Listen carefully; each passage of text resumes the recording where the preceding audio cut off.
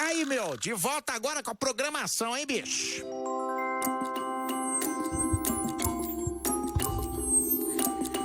Boa noite, ouvintes da Rádio Geek. Esse é mais um episódio do Nó de 8 aqui na rádio. Eu sou a Lara Vascolto. Muito obrigada, Pazoto. E eu tô aqui com um convidado super especial, o André Moleiro. Olá, pessoal, boa noite. Eu queria dizer que esse é um momento muito especial mesmo, porque é o primeiro homem que a gente tem como convidado aqui no programa. Ô, louco, bicho. Então, muito bem-vindo. Obrigado pelo convite. Sim, tem que ser honrado. especial, hein, gente, pra vir aqui sendo homem. Brincadeira. Mas vocês sabem que a gente fala bastante sobre feminismo aqui, a gente costuma privilegiar a participação de mulheres, né? No caso hoje, eu trouxe o André aqui porque a gente vai falar de um tema que eu, como mulher, não me sinto, assim, tão confortável pra falar. Eu acho que ele poderia falar melhor. A gente vai falar sobre o filme El Camino, um filme de Breaking Bad que lançou agora em outubro, dia 11 de outubro na Netflix. E é basicamente uma continuação da série, que acabou, se eu não me engano, quando que acabou? 2015? Faz 6 anos já, 2015, 2014. Por aí. Por aqui. E, então, antes, né? 2014, sei lá. E acabou, assim, de uma forma muito, na minha opinião, muito bem acabada, bem fechadinho. E a gente ficou meio sem saber o que tinha acontecido com um dos personagens, que é o Jesse, né? Um dos personagens mais queridos da série e importantes. E esse filme, ele traz, logo depois que o Jesse escapa do cativeiro dele, o que acontece com ele. Acho que é aquele tipo de filme que terminou muito bem, foi muito bem amarrado, né, as pontas. E você até chegar a se perguntar, será que seria necessário fazer uma continuação, né? Qual que é o valor disso? Mas foi legal, né? Sim, foi valeu legal. a pena. Eu achei bem assim, eu tava falando pra você, que foi como um episódio mesmo da série. Exato. De 2 horas. E eu acho que foi necessário pra fechar, porque eu tava preocupada com o Jesse, eu não sei você.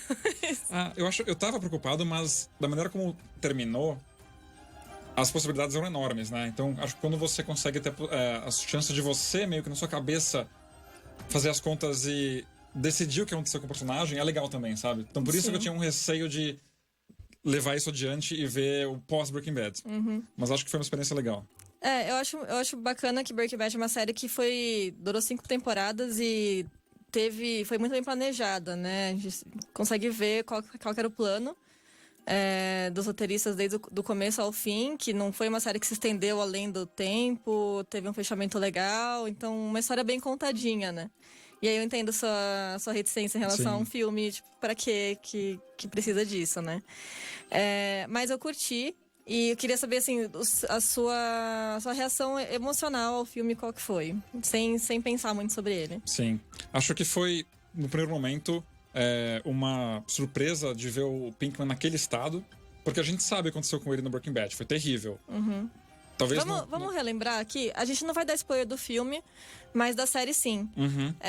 Então a série conta a história desse homem, Walter White, que era um professor de química, que descobre que tem câncer, e aí ele vira um grande drug lord. Ele faz uma parceria com um estudante dele, by the way, que é o Jesse Pinkman, que é o protagonista desse filme. Mas sim, é bem importante você ter o contexto da série, porque apesar do filme em si não depender totalmente, você consegue curtir essa história como um entretenimento.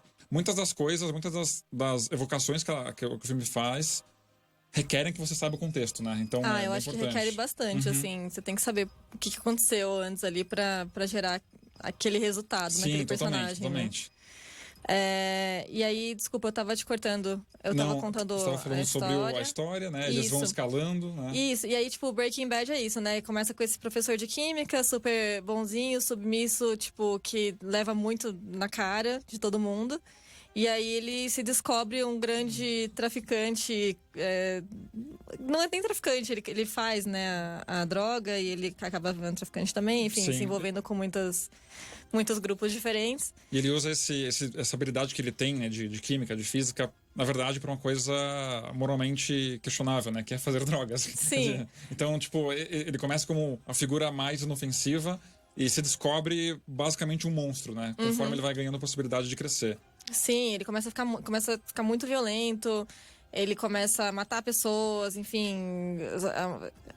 Ele começa a realmente deturpar todo o senso de moralidade que ele tinha. E acaba a série. Assim, como é a ascensão do Walter White, né? Como um Joy Lord e tal. E daí é a queda dele. No final, ele acaba morrendo, né? Salva o Jesse. O Jesse tinha sido capturado pelo grupo pra cozinhar lá pra eles metanfetamina. E fica em cativeiro lá durante um bom tempo. E o Walter acaba salvando ele no final. Sim. E ele fica em cativeiro sob condições terríveis, assim, né? Uma é um grupo jaula, meio né? neonazista que pega ele e obriga ele a cozinhar. E a opção dele é cozinhar ou ser morto, né? Então ele fica por meses preso numa jaula. Ele tem umas correntes, isso tudo falando da série ainda, né? Ele realmente tem condições subhumanas. Ele só existe, basicamente. Né? Ele só cozinha e dorme. Eles torturam ele, né? Faz umas torturas psicológicas. E aí acaba dessa forma com o Jesse escapando, né? E aí a gente vê o que ele fez depois de escapar. O filme ele começa justo quando ele, assim, ele acabou de sair do cativeiro e o que ele faz a partir daí, né? Imediatamente. Sim. E aí você estava falando o seu sentimento, né? Em relação a isso. Sim. Eu fiquei um pouco surpreso, assim, me tocou bastante ver o Jesse Pinkman naquela situação física e emocional, porque durante a série toda, desde o começo, ele é um cara muito jovem, muito jovial, né? Ele faz um monte de brincadeira, ele tem umas catchphrases, yo, bitch, não sei o quê, science, bitch. Ele é muito ativo, assim, né? Ele é muito... você consegue ver externamente como ele expressa isso, né? E apesar da gente saber do que estava acontecendo com o Pinkman durante o final do Breaking Bad, naquela última temporada, não foi uma coisa que na série a gente viu de tão perto assim. A gente viu mais o caminho que o Mr. White fez, que o Heisenberg fez naqueles últimos episódios, e vez ou outra cortava pro Pinkman, mas não explorava tanto assim o que ele sofreu com tanta intensidade.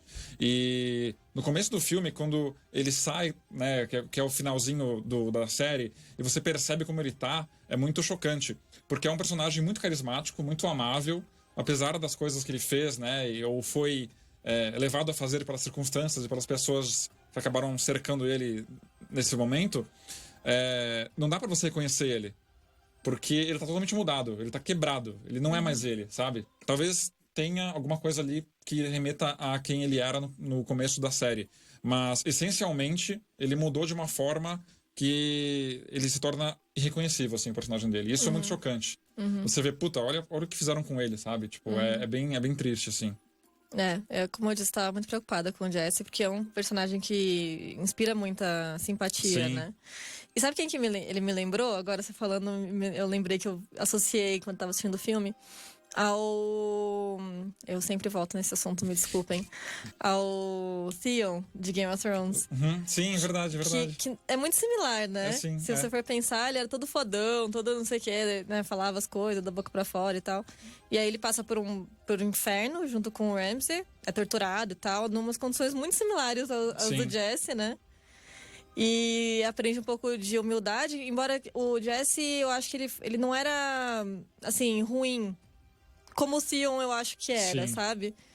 O Jesse, eu acho que era muito uma performance que ele fazia, né?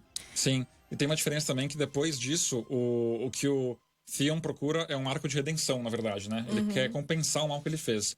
O Jesse busca uma coisa um pouco mais interna, né? Ele tem uma situação... o filme, assim, ele não é um filme muito longo, que dá muitas voltas. Ele tem um problema, o Jesse tem que resolver esse problema e tem que achar alguma maneira de chegar nesse objetivo. É isso. Mas ao mesmo tempo que é um problema físico, que ele precisa fazer uma coisa, ele também está buscando uma solução interna, né? O título do filme, inclusive, é El Camino. Ele é o carro que o Jesse, que o Pinkman usa para fugir daquele laboratório onde ele estava preso. Mas também tem uma analogia muito legal com o caminho dele mesmo, né? Isso traz muitas coisas que não são só o carro. Não é um filme, não Velozes e Furiosos, assim, né? Mas o nome do carro também traz toda essa história que vem lá de Breaking Bad, qual o caminho que ele escolhe, que decisões que ele tomou no passado, quais são as consequências que ele até hoje está colhendo dessas decisões e que outras possibilidades se abrem no futuro dele. Então, ao mesmo tempo em que ele tem que escolher ou decidir o que ele faz com os recursos que ele tem, ou com o tempo que ele tem naquele momento, ele também precisa achar um jeito de se reencontrar. E acho que isso fala muito do título, assim. Achei uma escolha muito feliz, assim, pra esse filme. Realmente. E eu acho que o Jesse, eu fiquei um pouco feliz com esse filme também, porque, como você disse, em Breaking Bad a gente tem um foco muito grande no Walt. Eu acho que, e aí entrando mais no que eu queria falar aqui no episódio, sobre essas representações de masculinidade que a série traz, né? É uma série muito masculina. E assim, se não fosse o contexto geral que a gente vive, que as produções são muito masculinas, tem um olhar muito masculino, né? Tem um histórico de não representar mulheres bem e tal. Se não fosse isso, eu acho que seria uma escolha válida. Você tem uma série como Breaking Bad que é muito focada nos homens e as personagens femininas são muito mal construídas, né? Mas como a gente tem esse contexto todo, eu acho que essa é uma crítica válida à série, né? As personagens são muito, muito ruins, assim, muito estereotipadas. Qualquer tentativa de fazer a Skyler uma personagem simpática foi furada, assim, não. E acho que não só não isso, colou. né? Tem essa construção um pouco defasada das personagens femininas, mas também tem uma espécie de, não diria glorificação, né? Mas as frases mais citadas do Breaking Bad, por exemplo, os momentos mais memoráveis, são de uma externalização de sentimentos ou de comportamentos muito atribuídos a homens, a estereótipos muito do machão, né? Por exemplo, quando o Walter tá falando com a própria esposa dele sobre I am the one who knocks, né? Ele fala aquele coisa vai crescendo e tal. A cena mais icônica, né? Exato, é uma das frases mais memoráveis, assim, da série toda. E ele tá basicamente gritando com a esposa, né? Tipo, eu acho que isso diz bastante sobre a forma como a série trata a violência. Outro exemplo é quando ele tá numa negociação, eu não lembro o nome do personagem agora com quem ele tá conversando no deserto, mas também é bem lembrado, assim, a parte onde ele fala, assim, pra esse cara, pra vencer um argumento, ele fala Say my name. Tipo, olha quanto ego ele tem, né? Tipo, olha Acho quanto que não, isso... foi quando ele explodiu Não foi com o Tuco que ele fala isso? Não. Foi depois? Foi na 5ª temporada já. Ah, nossa, eu tinha a impressão que era antes ainda. Foi um outro dealer, eles estão dividindo a verba, o lucro de uma negociação lá, e o cara meio que tenta tirar com ele e fala, não, eu sou o Heisenberg. Tipo, olha como eu sou foda, sabe? Tipo, então acho que essas características, assim, estão muito ligadas a esses estereótipos bem masculinos, machistas, assim, de alguma forma também acabam sendo enaltecidos pela série, né? Eu acho que é um negócio meio esquizofrênico, na verdade. Eu não sei o que aconteceu ali. Porque, assim, a série inteira é essa coisa, tipo, ele começa como um cara que, destituído dessas características, e assim, essas coisas foram meio que tiradas dele, né? Ele se sente muito fragilizado, ele é alvo de violência dos outros, de bullying, enfim, os alunos não respeitam ele. E toda a série é ele meio que buscando essa posição de poder e de respeito, né? Sim. E aí, conforme ele vai conseguindo, ele vai se tornando cada vez mais, assim, compliant, adequado dentro do ideal dele, né? Sim, do sim. que é ser homem e tal. E tanto que, assim, a série tem muitas falas em relação a isso, né? Tipo, morrer como um homem, Pois é. fazer as coisas como um homem. Tem uma parte famosa também do Gus, aquele do... Gus Fring. Isso, dos Pojos Hermanos Os lá. Pojos Hermanos. Isso, que ele fala sobre deixar... prover para a família, né? Que é o papel de um homem prover para a família. Não importa se esse homem está dissociado completamente da família, que é o que acontece com o Walter no final. Tipo, a família dele não quer nem saber dele, né? Exato. O filho não quer saber dele, a mulher não quer saber dele. Mas, assim, ele conseguiu prover financeiramente para a família dele. Então, é isso, sabe? Sim. É esse o objetivo. E agora que você falou sobre esse ponto dele estar bem afastado da família, só voltando numa série que é bem importante, né? Pra contextualizar o filme, né? É verdade, é meio esquizofrênico, porque ao mesmo tempo que tem esses momentos icônicos em que essas características são exaltadas, qual que é o resultado disso, né? Sim. Qual que é a mensagem que a série passa? O que vai acontecer se você tomar esse caminho com um pretexto de proteger a família, um pretexto de prover, um pretexto de fazer alguma coisa maior do que si mesmo, mas o quanto esse pretexto não é só mais um alimento para o seu ego, né? E quanto isso te separa, na verdade, daquilo que você tá alegando que preza, né? Porque, de fato, é o que acontece com ele. Ele perde tudo. Ele perde, principalmente, o respeito e o amor da família dele, né? Mas ele nunca valorizou isso, na real. Porque no final ele fala, né? Ele encontra a Skyler e daí ela fala... se você ouvir você falar de novo que você fez isso pra nossa família, né? Ele fala, não, eu fiz isso por mim. Sim, mas acho que no começo... Quando Será? começa... Eu não sei, porque quando você pensa no setup, assim, do começo da série, que ele é vítima de várias violências diferentes, e aí você começa a torcer por ele porque ele começa a reagir. Então, a série já cria uma expectativa de vingança, assim, né? De que esse personagem vai se fortalecer pra reagir a essas coisas. Então, eu digo que é esquizofrênica porque... Você tem isso, você tem essa glorificação, e a série ela glorifica muito ao longo da história essa trajetória do Walt, né? Que começa um underdog, daí passa pra um cara super poderoso que mata pessoas e say my name. E só que no final, assim, ele acaba destruindo tudo, né? Tipo, ele causa muito sofrimento pra muitas pessoas. E eu não sei até que certo ponto, assim, se você fosse ler a história, você poderia falar assim, tá bom, é uma crítica a esse modelo, sabe? Tipo, mas quando você assiste, é outra história. Tem escolhas que são feitas que acabam, assim, trazendo sob uma luz muito favorável, né? Exato. Então, é esquizofrênico pra mim por causa disso. E aí, quando você vê o Jesse, é um personagem que é meio que um contraponto ao Walt, né? Como eu vejo, assim. Porque se o Walt começou, né, bom, não era, mas enfim, bom, e daí foi ficando mal, o Jesse, ele, sim, teoricamente estaria do lado, assim, já do crime, né, no começo, marginalizado, e daí ele vai tendo contato com muita violência, e aquele lado bom dele vai aflorando, que é o que ele é de verdade, né? Ele tem muitas questões com matar pessoas, ele fica muito traumatizado. Sim. Coisa que não acontece com o Walt, né? No começo, ele já é retratado como... Ele já começa em desvantagens, pode dizer assim, né? Que ele já tá muito mal nos estudos, ele não tem uma relação boa com a família, ele já tá envolvido em drogas. Então, quando você bate o olho nele, você já tem um estereótipo formado ali, né?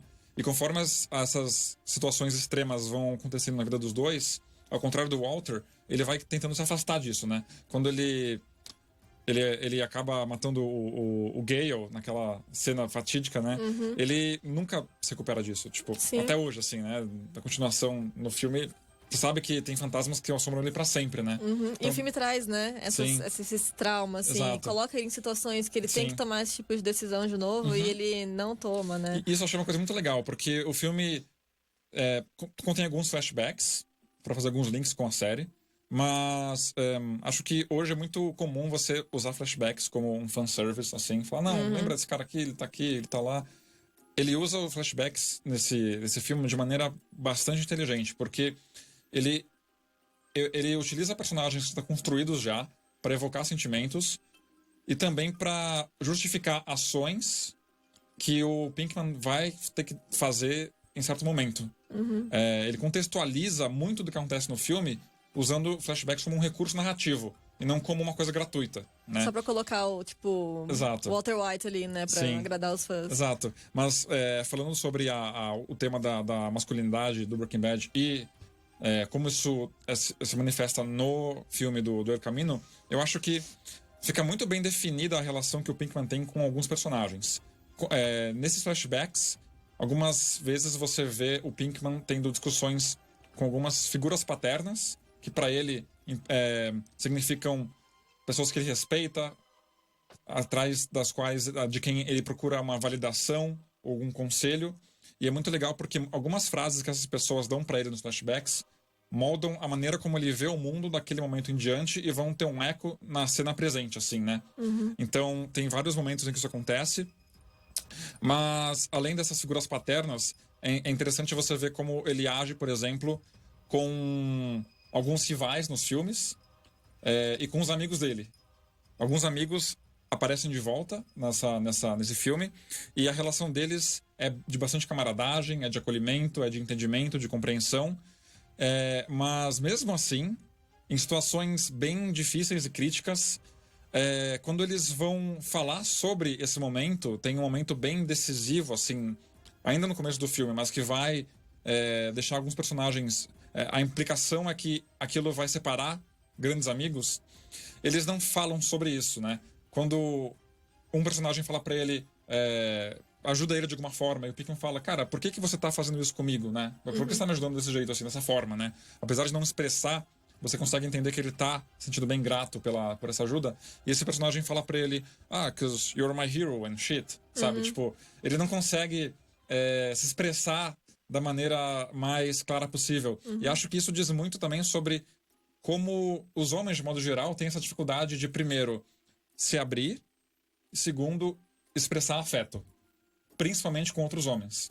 É uma coisa que, sei lá, as pessoas têm medo de fazer, sabe? E acho que eu achei interessante, num momento tão crítico do filme assim, essa ser a frase que o amigo do Pinkman fala. Não, because you're my hero and shit. E eles não se abraçam, assim, eles vão embora assim, tipo, tchau, sabe? Tipo, essa é a máxima manifestação de afeto que eles podem trocar entre os dois. E com relação a como o Pinkman se comporta com seus rivais no filme, em alguns momentos ele tem que brigar ou fisicamente, ou num diálogo com outras pessoas que têm um conflito de interesse com eles. Mesmo quando a vida dele está dependendo de uma resolução de um problema bem específico, e ele vai ter que entrar em conflito com outra pessoa que é o antagonista dele naquele momento, e que ele está em desvantagem naquele cenário do filme, e ele entra lá para tentar conseguir essa coisa que ele precisa, ele não vai de maneira a atrair confusão. Ele tenta negociar primeiro. Ele tenta trazer o mínimo de conflito necessário. Ele não quer engajar em uma luta ou trazer alguma desavença. Ele sabe que tem muita coisa em risco. Mas acho que isso também conta muito sobre a personalidade dele, que a gente conheceu no Breaking Bad, que vai se desenvolvendo conforme as situações vão ficando mais extremas, né? Ele não quer conflito, ele não quer matar ninguém, ele não quer brigar, ele quer só pegar o que ele precisa e ir pra vidinha dele, assim, sabe? Eu acho que é muito interessante trazer um protagonista de um feature film com um alcance tão grande, não como uma pessoa que busca conflito, mas a que busca o que ela precisa de maneira diplomática, assim. E de certa forma o Jesse ele acaba sendo tipo um resultado do que essa masculinidade faz com os homens, né? Porque ele é forçado o tempo todo a engajar em violência, e mesmo no filme ele tenta ser muito diplomático e muito, né, pacificador, assim, mas assim, essa ideal de masculinidade está muito presente nos outros homens com quem ele interage, e ele é obrigado a engajar nesse tipo de interação, né? E isso quebra ele de diversas formas, né? Você vê mesmo no filme, tipo, ele passando por situações assim, que ele tem que se posicionar dessa forma, é muito sofrido pra ele, assim. Então, eu acho que é interessante que a série traz esse contraponto também, esse homem que não consegue se adequar a esse ideal de masculinidade, que sofre muito com isso e não consegue, tipo, se enfrentar, né? E eu acho que, eu não quero dar spoiler aqui, assim, eu gostei muito do filme e eu acho que, pra mim, acabou numa nota positiva, assim, pro Jesse, né? Que eu acho que meio que dissipou a minha... Não dissipou, mas, assim, meio que desfez a minha desconfiança, assim, em relação à série e à intenção da série, né? Com original, total. quando tava rolando Esclareceu ainda. algumas coisas, né? Esclareceu. Em relação ao Walter, só voltando aqui sobre essa questão da esquizofrenia da série, de glorificar ou não, eu acho que no fim das contas, o Walter ele acaba morrendo nos termos dele, e tanto que ele morre sorrindo, né? Sim.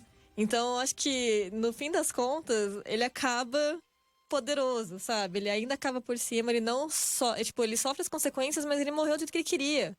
Tipo, quando ele começou a série... Ele já sabia que ele ia morrer, se não fosse pelo crime, pelo câncer, né?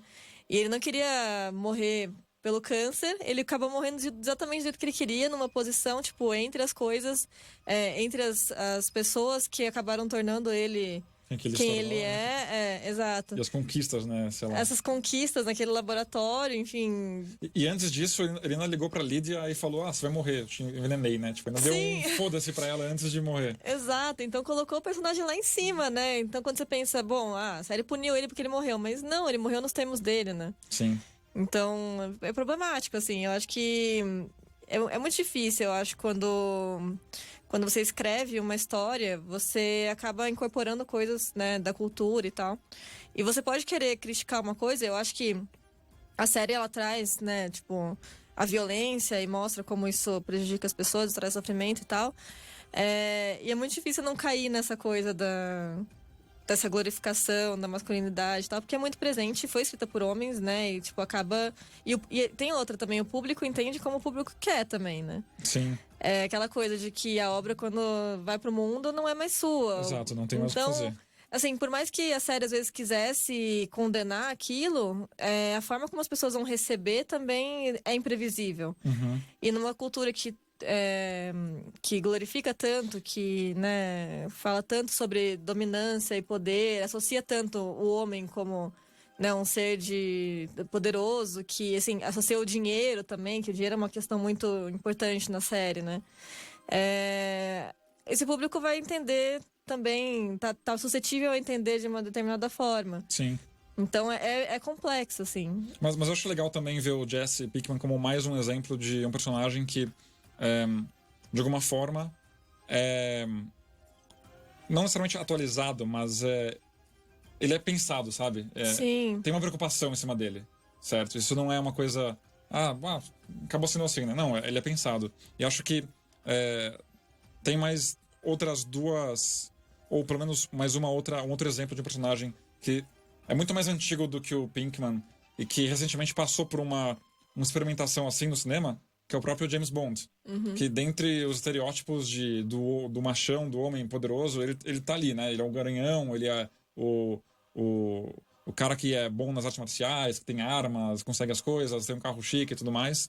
E quando o Cassino Royale foi regravado, por exemplo, colocaram o Daniel Craig como o novo James Bond e fizeram algumas mudanças no personagem que eu achei bastante positivas, mas que irritaram muitos homens que estavam esperando o James Bond clássico, né? E tem num desses filmes, se não me engano, é no Skyfall, com o Javier Bardem, tem uma cena em que o Javier Bardem meio que insinua pro James que ele estaria afim dele, assim, né? O Javier Bardem, ele é um vilão do filme, e nessa cena o James está amarrado numa cadeira e ele meio que insinua, assim, que gostaria de fazer sexo com o James Bond, né? E ele fala assim, there's always a first time, right, Mr. Bond? Uhum. Tem a primeira vez sempre. Exato, né? sempre tem uma primeira vez, desculpa. E aí o James Bond responde, olha, quem disse que seria a minha primeira vez, né? Tipo, já é um momento bem ousado, se você pegar o histórico do James Bond, assim.